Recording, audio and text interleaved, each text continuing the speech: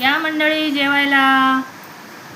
ही भाकर आहे, हे भात आहे, ही गोबीची भाजी, मुंगाची डाळ आणि दही, गाजर, मोळी, टमाटाचं सलाद. या जेवायला. कशा आहात तुम्ही सगळे?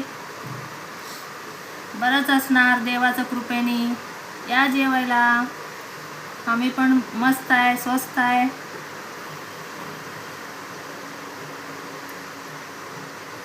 आई तू पण ये ना जेवायला. तू पण ये. नाही जेवून घे तू, जेवून घे. आई थोडंसं ये ना. नाही जेवून घे तू. नाही थोडं ये.